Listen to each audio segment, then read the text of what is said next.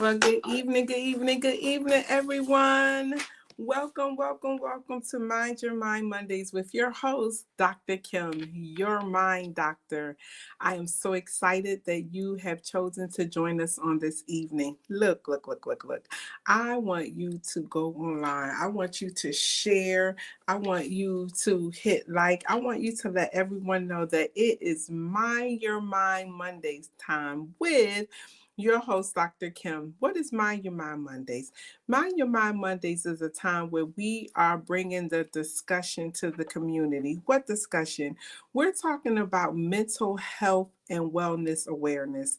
We know that for years that mental health has been taboo, especially in the faith-based and the African American community.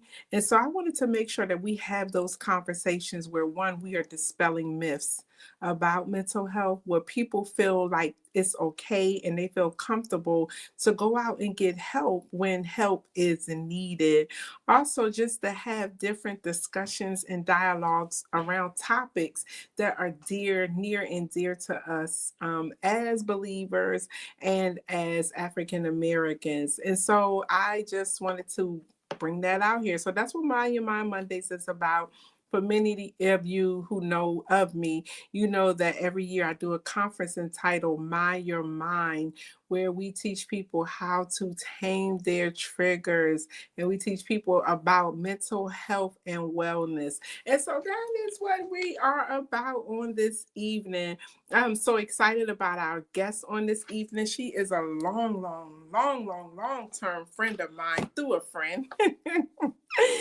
And I am so excited to have her here with us. Her name is Talisa Beasley. She is a licensed professional counselor.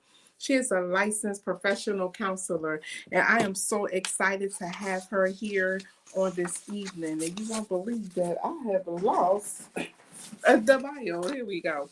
So, Talisa Beasley, and I'm so proud of her. Let me tell you about this woman. So that's why I'm happy to have her on my show. Because one thing about Talisa is, if she says she's going to do it, she does it. She plans everything out. I remember when we all lived in Philadelphia, and she said she was going to move to Jersey. And she did that. I remember when she said she was going back to school, and she did that. I remember when she said she was going to move to Atlanta. She did that. She was here before I was.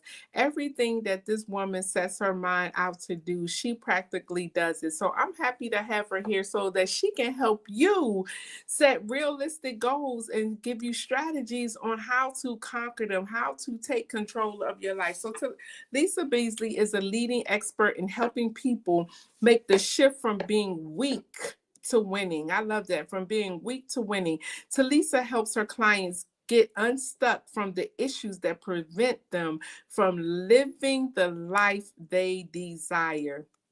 Talisa's painful yet powerful journey has helped her to defy the odds by mastering her God given talents to move from unemployed teenage mom to multiple business owner. Yay, Talisa! Talisa is an author, leadership speaker, therapist, and podcast host. She also has a counseling practice by the name of Change Counseling. Empowered steps to change. So without further delay, I would like to bring to the stage Miss Talisa Beasley. Hey, Hey, how are you? I am good. I am so glad that your schedule with your busy schedule, that you were able to make it here on Mind Your Mind Mondays. Thank you for joining us on this evening. Thank you so much for having me. And as you said, we've been friends for a long time, long time. Time.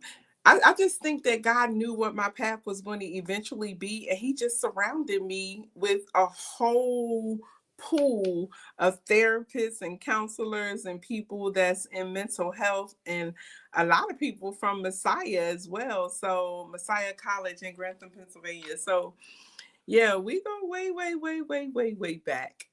So Yes. listen, you guys, if you're here, let us know you're here. If we're talking and you have questions you would like to ask, please don't hesitate to put them in the chat and we will be glad to try and answer them if possible. Let everyone know that it is Mind Your Mind time with your host, Dr. Kim, the Mind Doctor. And share, hit like and share. So, Talisa, tell us a little bit about yourself.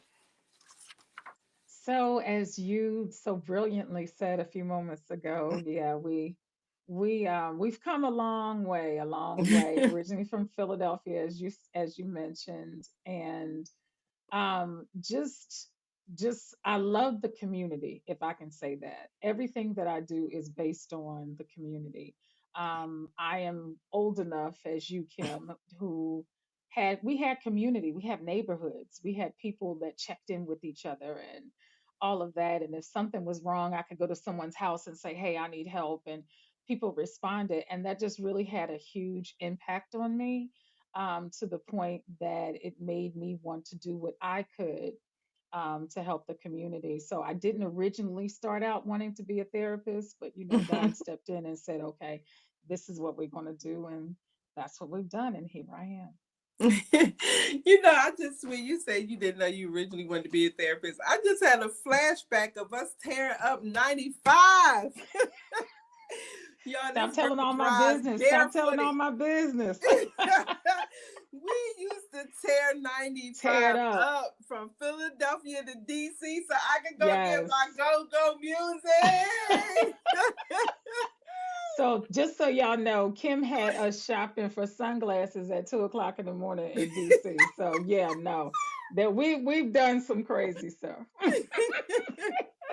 And it's always good to have old friends and old people that you've known for years, because that's what I call receipts and records. Yes, Receipts and records. You can speak to someone's character, and you can be like, oh, nobody better not say nothing bad about Talisa because I know her. I know her. exactly, you know. exactly, But I just all of a exactly. sudden I just had a flashback of you driving up 95 with no shoes. This girl would take her shoes off and drive, y'all. Still Okay. And she do, still do, still do.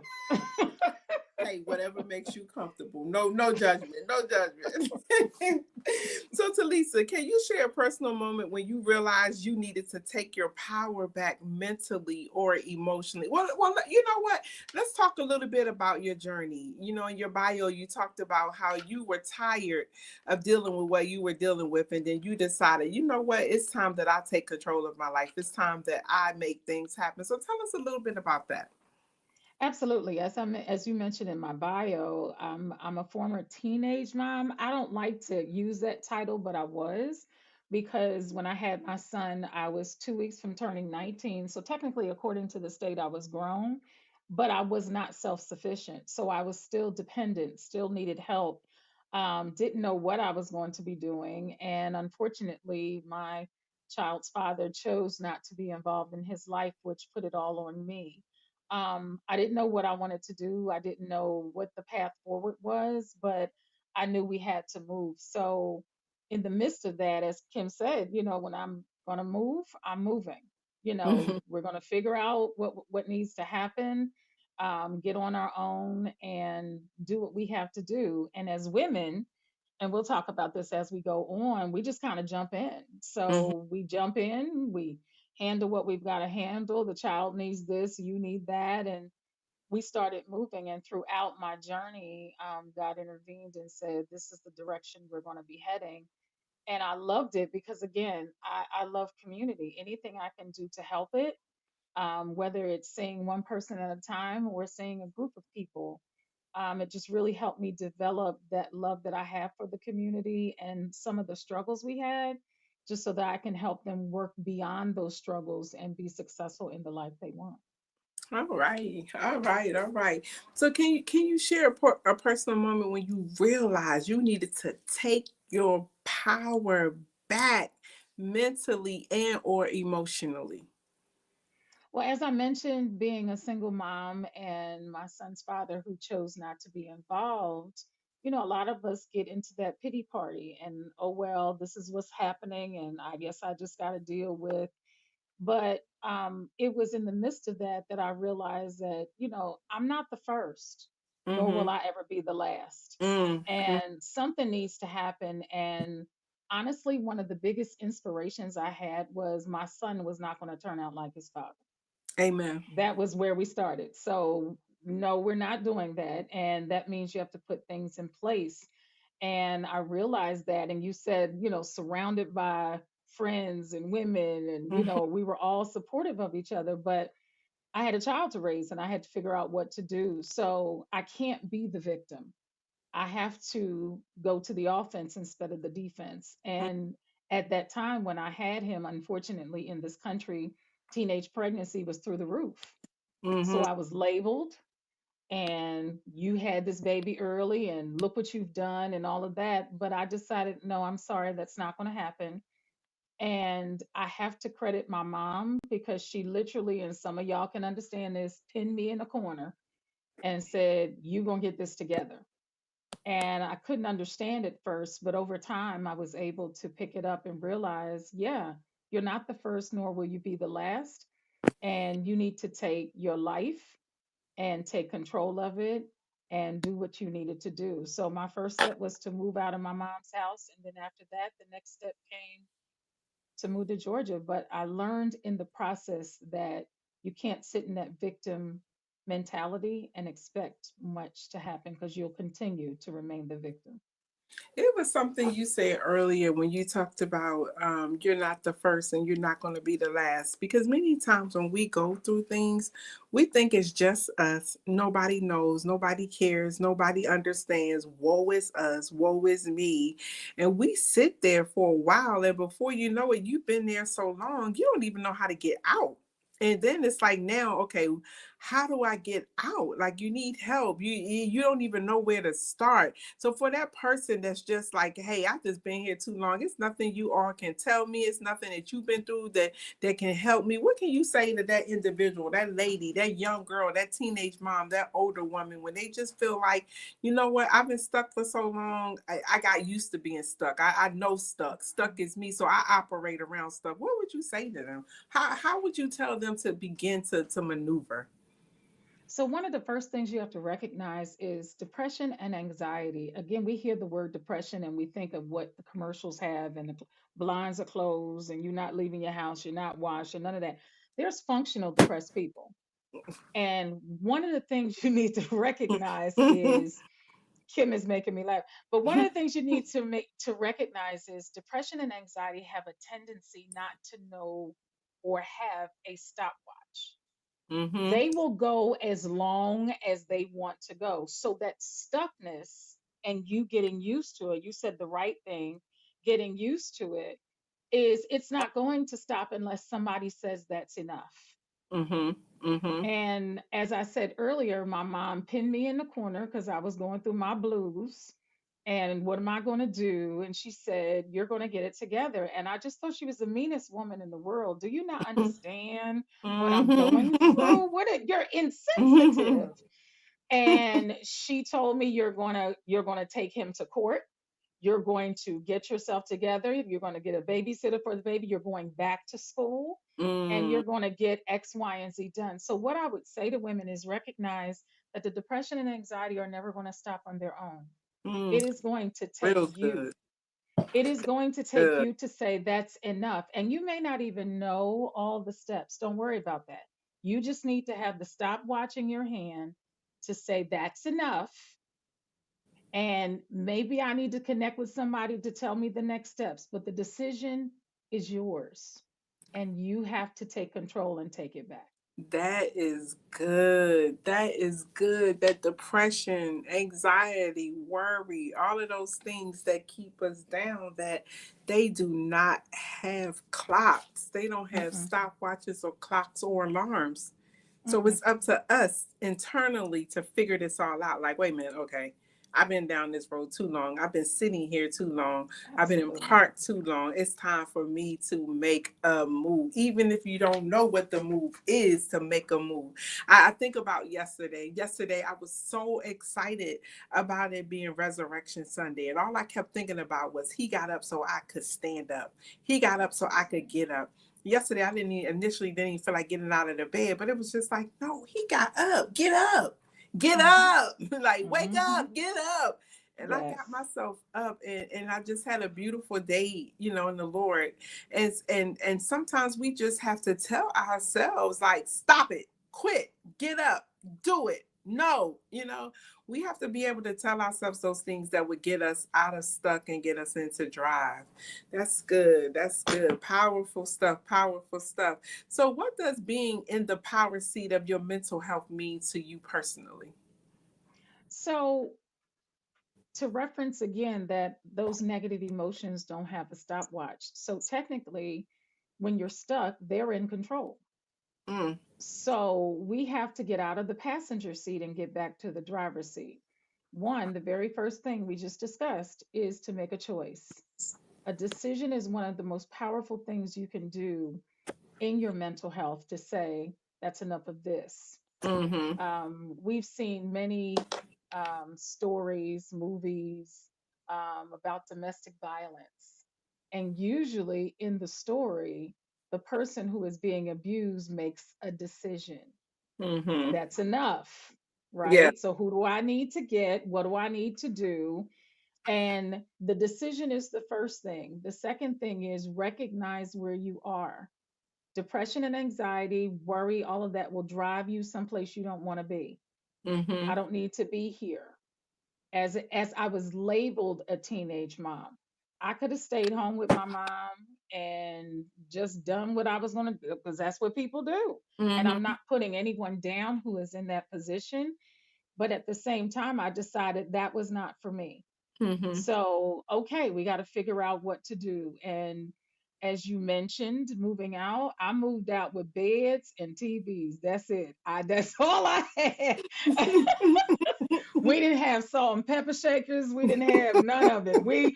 You go get the little packets from McDonald's and keep it moving and do what you're gonna. But when I first looked around in my apartment that I had when I first moved out, it had no furniture with the exception of those beds and TVs, but it was mine. It was yours. It It was was yours. mine. And I was in the driver's seat and I didn't have to ask anyone's permission to do anything. This was my place.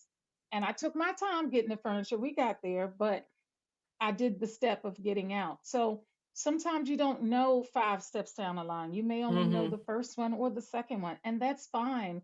But you have to decide this is enough and I'm ready to move on from here. What's crazy is I remember when you got your pink leather sofa. Pink. That was the first time I had saw a soft pink leather. And in my mind, I'm gonna get that when I get my furniture, when I move out and get my place. That's what I'm going to get. But one of the other things I always remembered about you was you always made sacrifices to make sure that your son had the best education possible. You moved out of Philly, you moved to Jersey.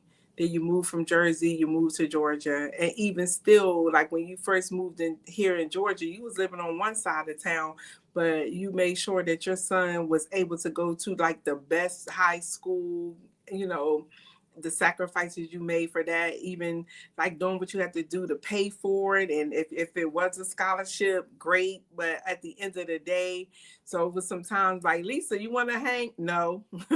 it's called a mother, you know. Now when we was in Philly, we could hang because we know moms was there sometimes to babysit. But anyway, I don't know. I just look back and just you are a great person to be someone to empower other women because I've seen you do it. I saw you walk from step to step to step to even where you are now. And so, you're to be commended. I was trying to get you on in in March during Women's History Month, but it didn't work out. But I have you now, so I'm grateful that I have you now. How do societal pressures and roles impact women's mental wellness, and how can we start challenging those norms?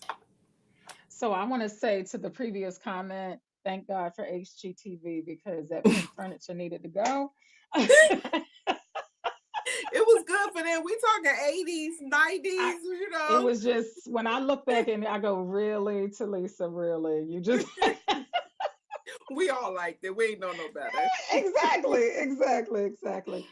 So what's important to recognize is where we are. First of all, let me say this about women. We are the strongest, Mm-hmm. okay, group of people that you ever want to meet. Women will, they could be sick as all get out, baby on your hip, making dinner, doing for the husband, flipping up off the chandelier, and we will make it all happen and get up the next day and keep it moving. It's been happening for centuries. It will continue to happen. So I want women to understand we are not weak. Don't let that fool you, because we all know that are women that are listening to this call, and men too. If men get a headache, they will fall out. Okay. Women will keep it moving and Keep still get it everything done moving. and Yes. do it all. Okay. So we are very strong. Sometimes I think we forget that. We Mm-hmm. forget that we are strong. In my situation of dealing with having to raise my son on by myself, you challenge it. I can't possibly do this. I could Mm-hmm. not do this. And over time, God was able to teach me, yes, you can. You can definitely do this. So sometimes it's a matter of what you tell yourself, the narrative that you tell yourself. Right. Narratives are important. Narrative you tell yourself, I couldn't possibly, I'm the only one, this is horrible. No, that's not true. You can do a number of things. Sometimes also in addition to that equation is societal norms and what we see in our society. So we think, this is what I'm supposed to do.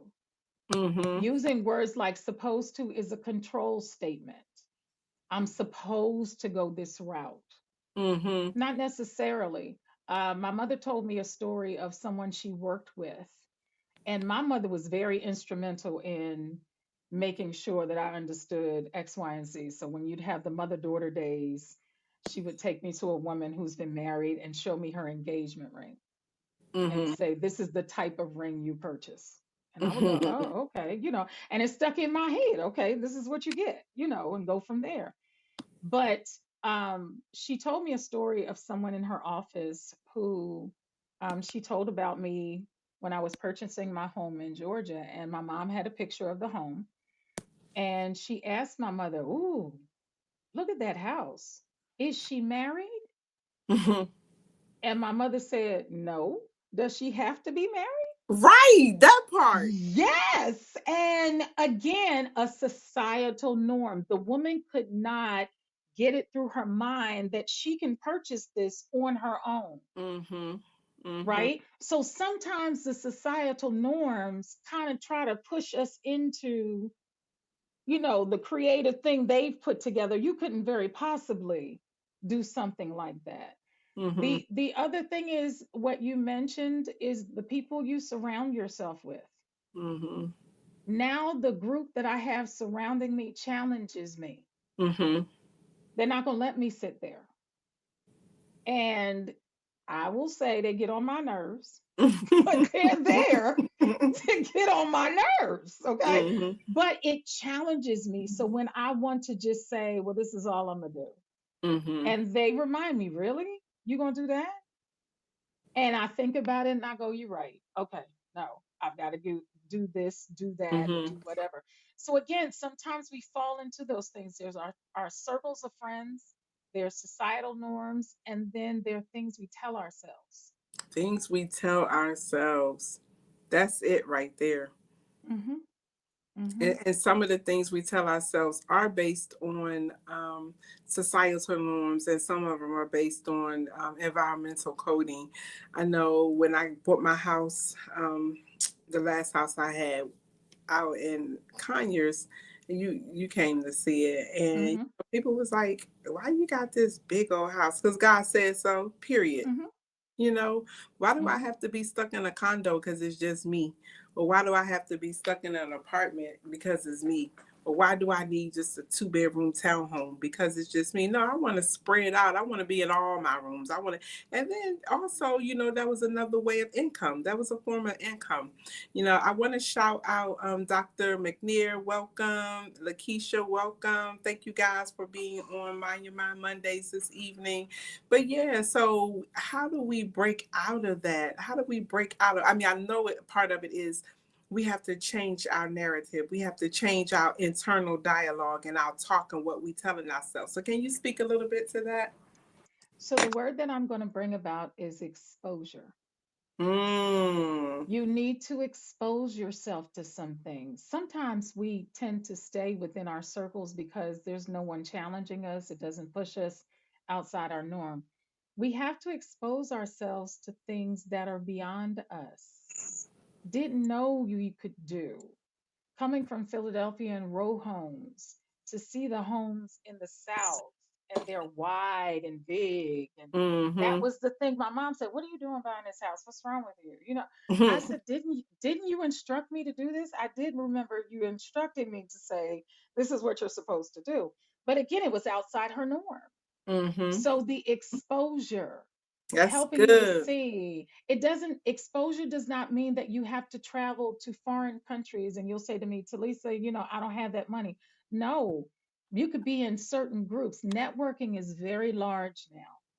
So getting in some of those groups and seeing, wow, there are people doing, and that helps you to start unsticking from where you are to, well, if that person you said about my pink furniture, if that person can do this, then I can do this. And it's meant to challenge you to get you to not just stay sedentary and recognize, okay, there's something further and I can keep going. Yeah. Yeah, that was good exposure because you can't do better if you don't know better. You can't want for more if you don't know that more exists. And so sometimes that keeps us stuck in the humdrum or just keeps us stuck in drive because we don't know that there's more out there and there's more for us. And God desires more for us. He says, I have plans to prosper you, not to harm you, to bring you to an expected end. And I'm sure that expected end is not just sitting in your car behind the wheel, stuck in park. There is so Mhm. much more for us to do and so much more for us to tap into. So, what are some early warning signs that a woman might be losing control over her mental health, and how can she course correct? So, one of the first things you want to start paying attention to some of your own norms. Mm-hmm. When I first moved to Georgia, I had a prayer and I said, God, allow me to see things the way you see it. And I was riding MARTA on Mm-hmm. my way to work. And every day, people did the same thing. They had the paper. This is when they still had the paper. Now I'm getting ready to sound old. We old now. That's when they We still old. had papers. And they were reading the paper. They would sit in the same spot and they would do the same thing every day. And I was like, okay, is that all we here to do? So we do this until retirement, and that's it. And, you know, kiss everybody goodbye and keep moving. And you get into this rut, Mm-hmm. right? Nothing is exciting anymore. It's just humdrum. We just kind of do the Mm-hmm. basic things. Sometimes even within our families, we see, well, this is what this person did, this is what I'm supposed to do, Mm-hmm. right? The challenge is to pay attention to some of those habits and those cycles that you're in. Each generation is meant to improve from the previous. Mm-hmm. So if I'm doing the same thing, there's no improvement. So I say to my son, in all that you said I've done for him, I said, so you have to move past me. He said, well, you done made it hard. You You got gonna that go to bar high? school Yeah. and got this and done that. I said, but it may not be in education, it may be in something else. But it's But your possible. goal is supposed to move and it keep moving, right? So one of the things is recognizing your cycles. Is this something I want or is this something that's been given to me? I Mm-hmm. may want something else. I may want to move forward, right? I don't know how to move forward. And this is where therapy is really, really helpful Mm-hmm. because as I work with my clients, the analogy I use is a puzzle, a 500-piece puzzle. when you're trying to put a 500-piece puzzle together, you don't leave the pieces in the box and you search the box. Okay, I need an elbow. Okay, I need this over here. You empty the box on the table. Take all that you have mentally, put it on the table. Does this work for me? Mm-hmm. Because what's flowing in your head seems like it makes sense till you put it out. And then Mm. you go, okay, yeah, that makes no sense. And why would I want to do that? That makes no sense. But you won't know that until you put it out. This is what I want to do. My plan was I'm moving out of my mom's house. How am I going to do that with this young child? What am I going to do as far as paying rent? Do I need a whole apartment or can I just take this to get out? And I answered the question. I just need this to get out. We'll get all the other stuff as we go. And remember, Mhm. Kim, layaway was our friend. So layaway, we put it on layaway and we get there eventually. Hey. Lay away, okay? Can I put $20 on this and keep it moving? So again, it's again recognizing I'm not happy with this cycle. What's it going to Mm-hmm. take to move to the next? Put it all out on the table. Vision boards became very popular some years ago. The goal was to help you see, but you put everything out there so that you can see, does this work for me? Right? So that still works here. Pull it all out. If write it down, tell somebody, and then you're able to hear yourself out loud. Mm-hmm. Does this make sense for me or not? Yeah. And I would even go further to even add, you need an accountability partner. Hmm. But a real one, not the one that agrees with you all the time because they're afraid of upsetting you or they don't want you to no longer be their friend because you're not telling the truth. Nah, that's not what we need. But we do need accountability partners. I want to welcome Elder Kimberly Adams on the show. She'll be with us next week as we talk about grief. Lakeisha Brunson again. And Ursula. Welcome, you guys. RTA is in the house. So, yeah. So, how can women start building a support system that actually supports their wellness? You know, we talked about friends, we talked about being in friends groups and making sure you have accountability partners. But what else can we add to help support us? So, one of the things I think is important is I think we throw around the word friend a lot. Some people are associates. Some people belong in the friend category. Some people it's just I know. You record your hey, I know this person. Friend is intimate, right? So if I'm trying to build a support network, I'm looking for those people that support that idea, right?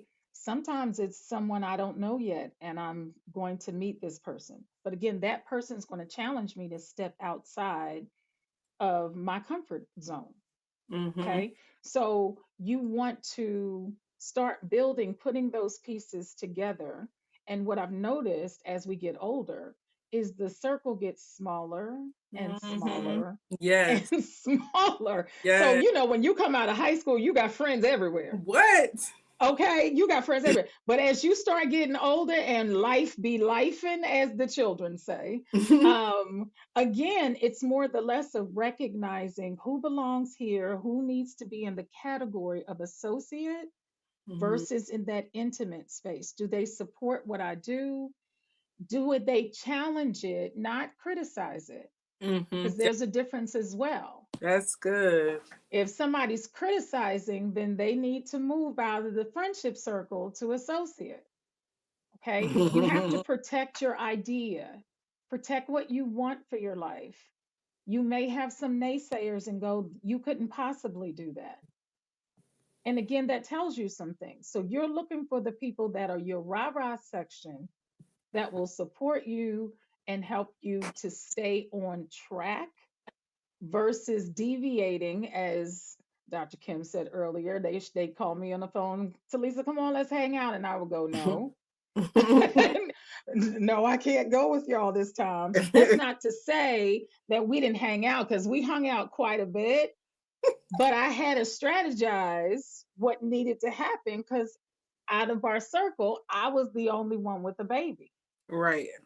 So I can't be hanging out and I got to pay attention to what's going on. So, but I just want to put it out there. We had plenty of time to hang out. We did quite a few things and some damage. Trust me, we got that done. But it just needed to be in its time. And what I loved about the circle of friends we had at the time is they supported that. They didn't criticize me, they didn't put me down because I was a mother. They were helpful and they understood. Sometimes I can do it, sometimes I can't. So you have to start constructing what that support system looks like. It Hmm. may be family members that you're very close to, they support you as well. But at the same time, that is something you have to put together and determine this works for me versus it doesn't. And the last thing I'll say to that is sometimes when we put support systems together in our mind, we write it in pen. It needs to be written in pencil. That's Okay. good. Because what we think is, remember when we used to, because we wrote in cursive and all that and whatever. And remember when you would scratch out and scratch out and it drive you crazy, right? So you don't want to be doing that mentally. You want to do it in pencil, which means I can erase this, put this here, I can put this here. You can make changes. You don't have to be locked and, oh well, I've just got to deal with. No, you don't. That's not what a support system is. It will change from time to time. That's good because as you were talking, I was thinking about our circle back in the day. And everybody is still in connection, like contact with each other, but it's not that circle like it was. Some people have moved on, some people have remained stagnant, and so we don't fit with them anymore. Not that they don't fit with us. We don't fit with them because we've moved on. And so when you move on, sometimes people don't like when you're no longer stuck. Some people can only handle you when you're stuck. But I love that idea that even now, no matter what, you need to write in pencil. Write in pencil. That is good because who is there today may not be there tomorrow. I know, like I just went through surgery on Friday, and the last couple of days, it's just been me. Now not to say that there haven't been some people who've been trying to call and say, hey, what you need, what can I do, or whatever. But at the end of the day, it's me. It's me. Hmm. It's me at the end of the day.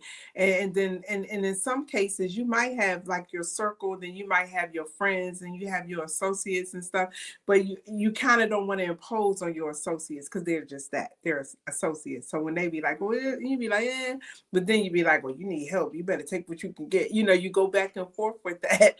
But that pencil piece is very, very, very important. Like even today, I just started thinking like the majority, like I have people like you, the Lydia, the Messiah crew that's down here. Everybody's all spread out.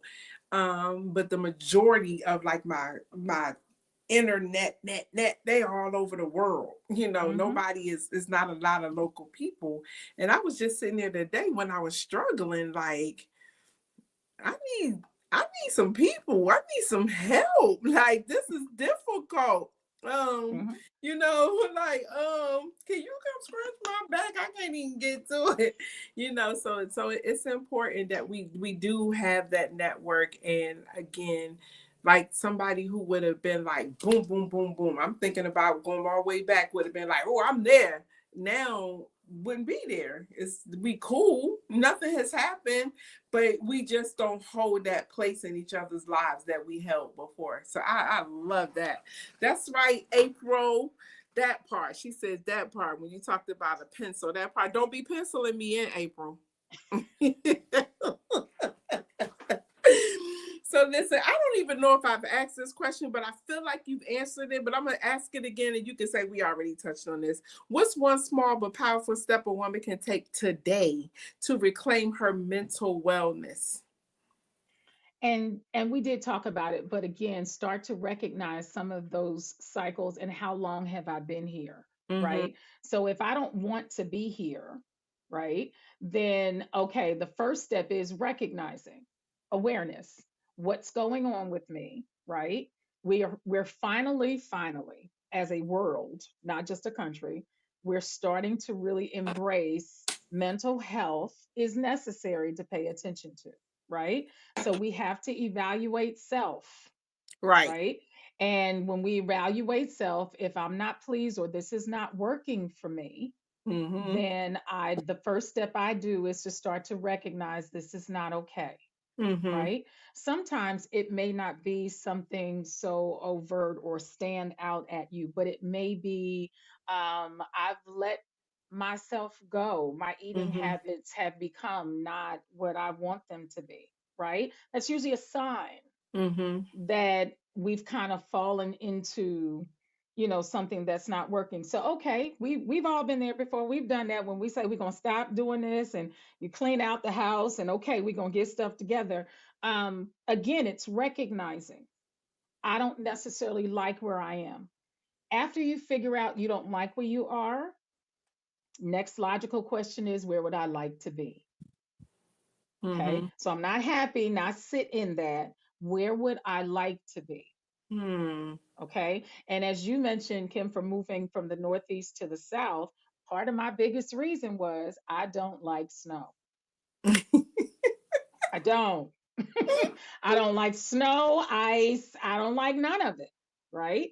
And I used to work for an emergency room. So you're essential personnel. So it doesn't matter what's going on, you got to come to work. I got caught my last snowstorm. Two snow plows came on both sides of my little neon. Remember the neons, Kim? Little neon. And it snowed me in. And I stood outside crying with tears coming down my face. And Black people, when we cry in the cold, we look ashy. So I looked ashy and I said, this is it. I am not shoveling another piece of snow. And that before the next winter came in, I was gone. Yeah, you've been the one that's like, if you say you're going to do it, you're going to do it. I was just thinking about, like too, let's just say you're an extrovert. You love people, you get your energy from without, and then you find yourself like not wanting to go out, just sitting at home, just staring at walls. I know my sign was when I didn't want to go to church anymore. Hmm. And everybody that knows me know what I love church. Like I would be there when my friends wouldn't. They'd be like, "You gotta go today? Like, can't you just miss one Saturday, one Friday, one Thursday, one Sunday?" And when I started not wanting to go to church, that was a sign. But I let it run for like a whole year, almost a year and a half, until I finally did something about it. But I was talking to the therapist, and just trying to unpack it and get to the bottom of it. And my thing with God and church and God's people is so real that when I was growing up, and Big Betty, we're gonna talk about that demon meat. Big Betty. Well, her way of getting me was she would punish me from going to church. She said, because I have to hit you where it hurts. And one time she would not let me go to church on Easter. And I told her she was going. I said, God gonna get you. You're gonna go to hell.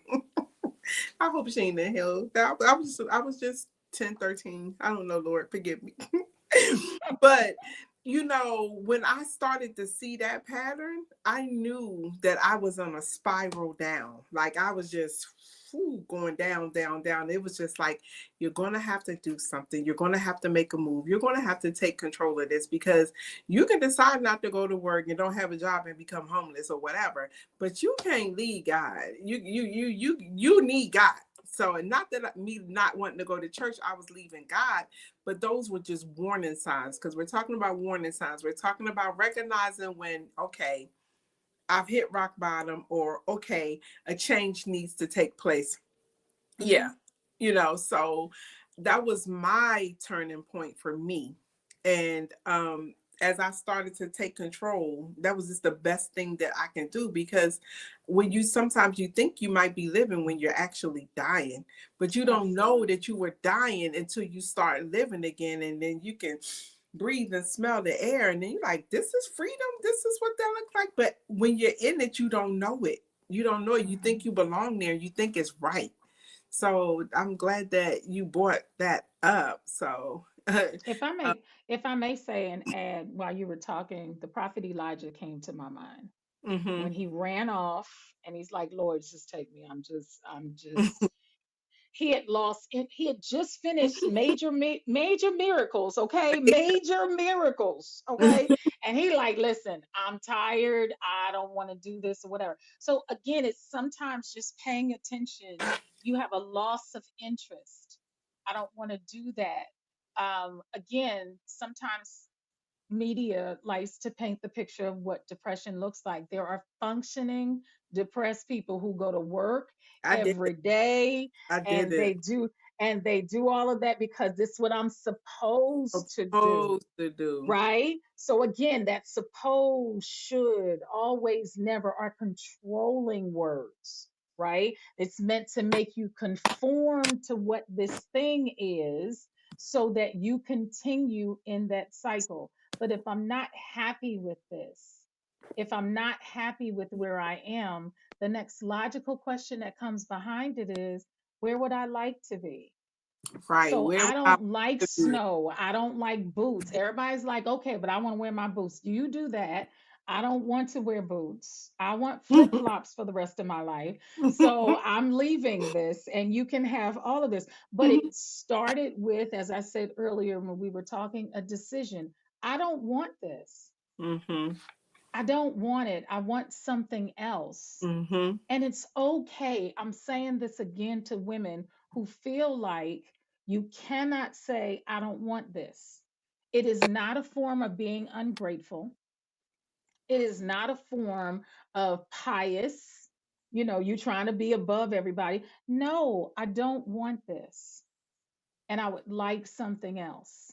So, again, sometimes God is waiting for you to have that conversation with Him because He Mm. says, my thoughts are higher than yours, anyways. I'm just waiting for It you.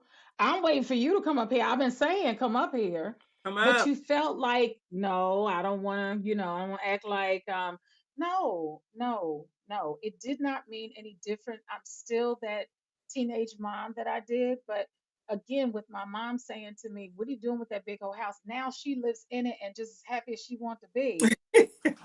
Okay. And I was like, you was the same woman trying to talk me out of buying this house. And now look at you. So Mm-hmm. again, it takes that to say, okay, what's the next step? Yeah, and I remember coming down to visit you. Chris was graduating, and I was like, "You inspired me that I can have more than Belfort Towers." um, One of them trips, my mom was out of town, and me, Talisa, and a girlfriend Vi, we drove from Philadelphia to DC to go club and party, and we stayed at her house in Calinthia, my Professor Calinthia. I'm dropping names. I'm telling. And I just remember my mom. No, this time my mom was there, and we went and we all crowded up in Belfort Towers, a 3-bedroom apartment. And we had cooked. I think Talisa had cooked that morning. You or Viola, somebody had cooked something, and my mother was not eating pork at the time. Mm-hmm. Mm-hmm. And she bit into it and it was good and she ate it. I don't know how she realized that it was like sausage and not turkey sausage or something like that. And she was like, Lord, y'all got me eating this demon meat. And so that used to always be our phrase. You got me eating this demon meat. But she ate all of it. It She was ate it good too. all She ate it all. from the Buddha to the tutor. Well, listen, I know we have a hard stop tonight, so I want to get one more question in there for you. So, and I think this will be the last one. And hey, if you all have questions from the listening audience, please type them in. We will try to get them up. So, how can women recognize when this sense of how can women reconnect with their sense of identity when they feel like they've lost themselves in service to others? You kind of talked about that earlier. Yes, absolutely. One is again deciding I don't want to be here. The second is therapy. Therapy is there not to put you down. But let me say this about therapy because it's so misguided in our community. Some people start out with a therapist and they feel like this didn't work. Okay, therapy doesn't work. Therapy is more about the rapport that you have with the therapist. Mm-hmm. If you're connecting with somebody who's not paying attention to you, who is writing while you're talking, head down, not really paying it, that's not a rapport. Okay. So you want to have a good rapport with the therapist who you feel as though can understand what you're talking about, not put you down, not talk down to you, but can help relate because the job of the therapist is to be a support. Mm-hmm. I've had people who reach out to me who say, I need you to fix me. I need you to call somebody else because that's not what I'm going to do. Okay. That's too much pressure, and I'm not doing that. Okay. Some things you may want in your life don't exist in my life. So I couldn't very well do that. But at the same time, I can support you in your endeavor to work through some of the challenges that you have. So therapy is a wonderful piece that will help you start identifying what's going on. A therapist should always challenge you, and a therapist should give you homework. Homework is really where you begin to implement what's working, what's not. If it's not, you come back to the therapist and say, hey, this didn't work for me. Okay, great. We can tweak that. But the goal is to help you to start implementing what you want in your life. So eventually you wander off and the therapist is not needed anymore because you have it. Okay. But that therapist is there to be a mirror to help you recognize, okay, yeah, I don't really like what I see. What can we do to kind of help these things? And you will start noticing things beginning to get better slowly but surely when you start really just having somebody there with you in the process. Yeah, that's good that you brought that up because when I started my program, I thought, I'm going into counseling so that I can help them.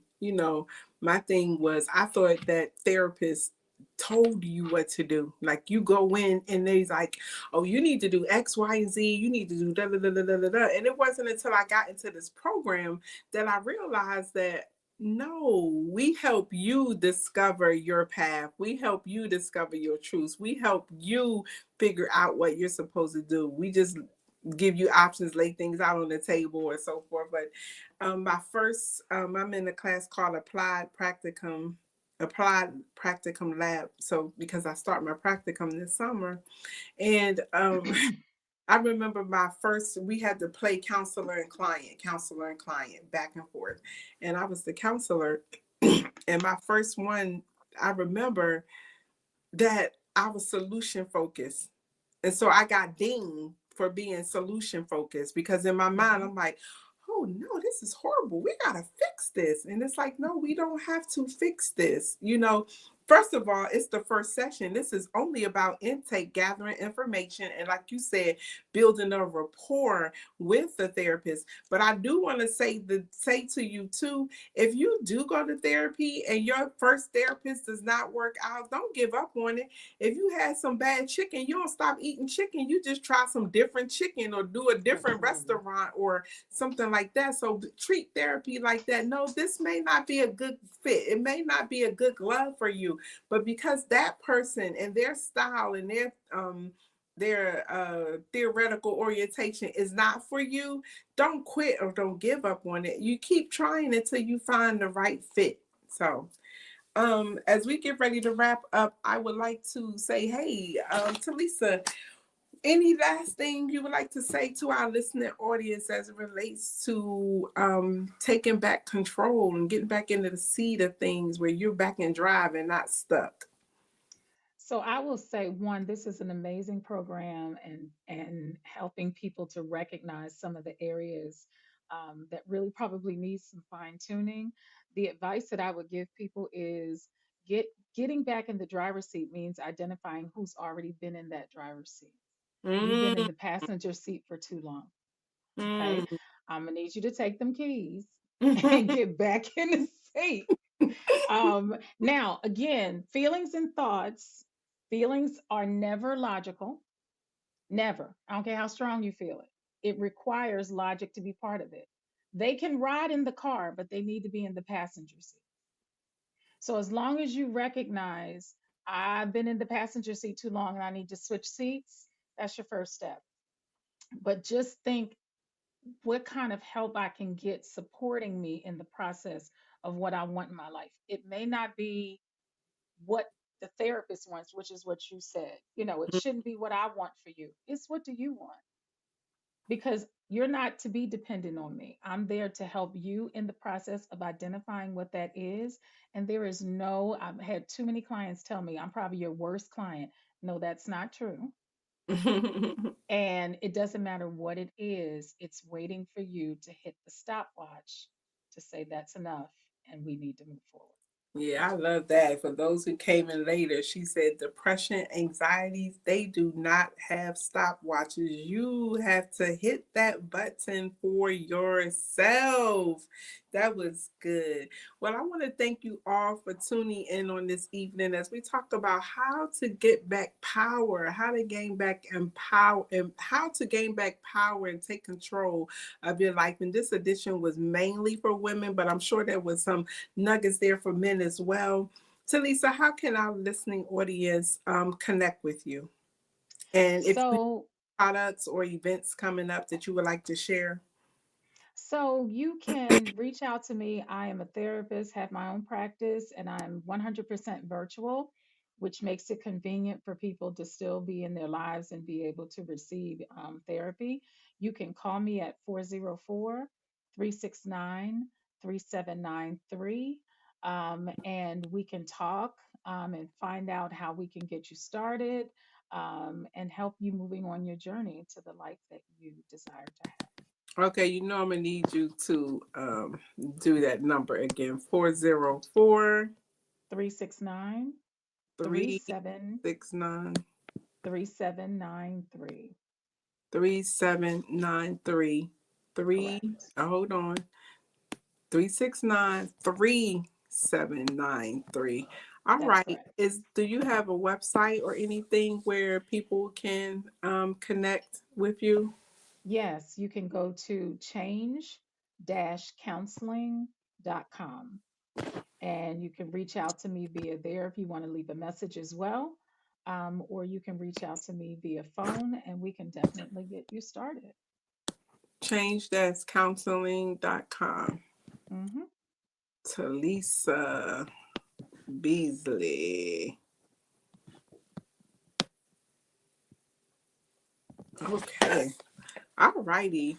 Well, again, thank you so much for being a part of this discussion as we try to bring awareness to the community in terms of transformative thinking and mental health and wellness awareness.